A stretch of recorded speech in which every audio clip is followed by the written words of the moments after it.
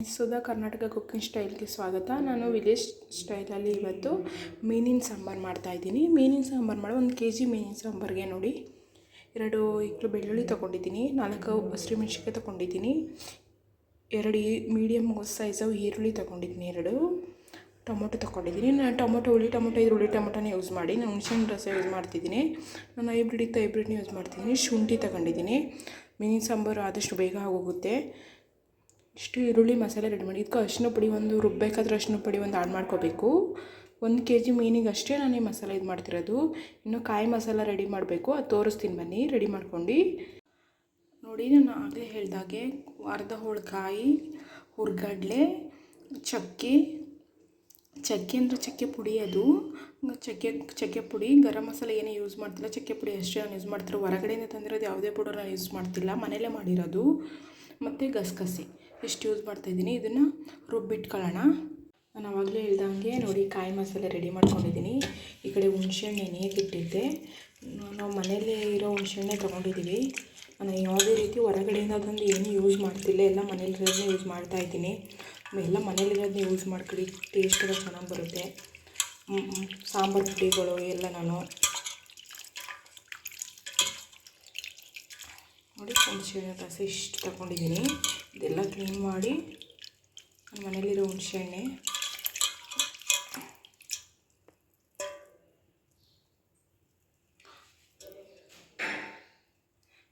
ಒಂದು kg ಅಷ್ಟೇ ಮೀನು ತೊಗೊಂಡಿದ್ದೀನಿ. ಕಾಟ್ಲಾ ಮೀನು ಅಂತ ಬರುತ್ತಲ್ಲ, ಅದು ತೊಗೊಂಡಿದ್ದೀನಿ. ಕ್ಲೀನಾಗಿ ಇಟ್ಕೊಂಡಿದ್ದೀನಿ ನಾನು ಆವಾಗಲೇ ಹೇಳ್ದಾಗೆ ಕಾಯಿ ಮಸಾಲೆ, ಹುಣಸೆಹಣ್ಣಿನ ರಸ ಮತ್ತು ಸಾಂಬಾರು ಪೌಡರ್ನ 3 ಮಿಕ್ಸ್ ಮಾಡಿ ಇಟ್ಕೊಂಡಿದ್ದೀನಿ.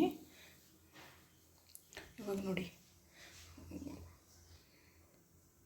ಎಷ್ಟು ಆಯಿಲ್ ಬೇಕಷ್ಟು ಆಯಿಲ್ ಹಾಕ್ಕೊಳ್ಳಿ. ನಾನು 1.5 ಸ್ಪೂನಷ್ಟು ಆಯಿಲ್ ಹಾಕಿದ್ದೀನಿ.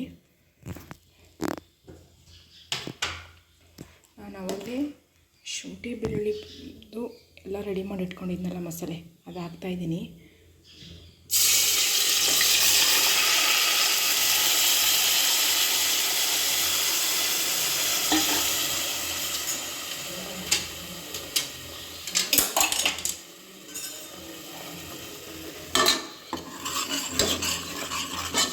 ನಾನು ಹಳ್ಳಿ ಸ್ಟೈಲಲ್ಲಿ ಮಾಡ್ತಾಯಿರೋದು. ಹಳ್ಳಿ ಸ್ಟೈಲಲ್ಲಿ ಮಂಡ್ಯ ಈ ಕಡೆ ಎಲ್ಲ ಹಿಂಗೆ ಮಾಡೋದು.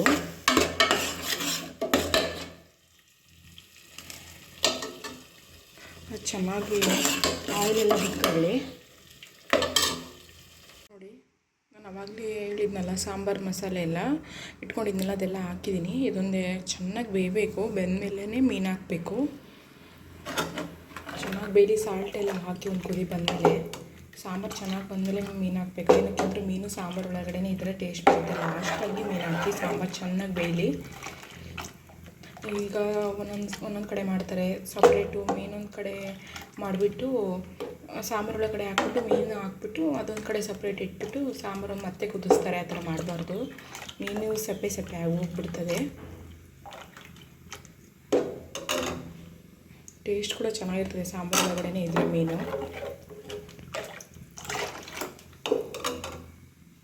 ನೋಡಿ ಫ್ರೆಂಡ್ಸ್, ಸಾಂಬಾರು ಮಾಡ್ತಾಯಿದೆ. ಚೆನ್ನಾಗಿ ಬೇಯಬೇಕು ಮೀನು, ಇದ್ರೊಳಗಡೆ ಇಡಬೇಕಂದ್ರೆ ಚೆನ್ನಾಗಿ ಮಳ್ಳಲಿ. ಸಾಲ್ಟ್ ಹಾಕ್ಬಿಟ್ಟಿದ್ದೀನಿ ನಾನು ಆಗಲೇ. ಉಪ್ಪು ಹಾಕಿದ್ದೀನಿ, ರುಚಿಗೆ ಎಷ್ಟು ಬೇಕಷ್ಟು ಉಪ್ಪು ಹಾಕೊಳ್ಳಿ.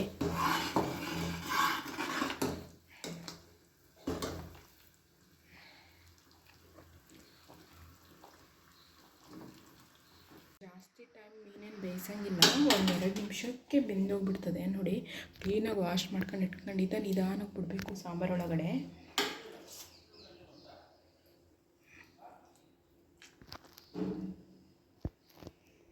ನೋಡಿ, ಮೀನಿನ ಸಾಂಬಾರು ರೆಡಿಯಾಗಿದೆ.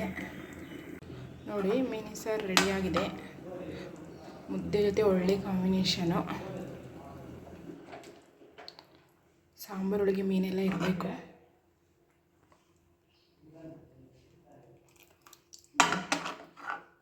ದಯವಿಟ್ಟು ನನ್ನ ವಿಡಿಯೋ ಇಷ್ಟ ಆಗಿದ್ದರೆ ಸಬ್ಸ್ಕ್ರೈಬ್ ಮಾಡ್ಕೊಳ್ಳಿ. ಸುಧಾ ಕನ್ನಡತಿ ಕುಕಿಂಗ್ ಚಾನಲ್ನ ಲೈಕ್ ಮಾಡಿ.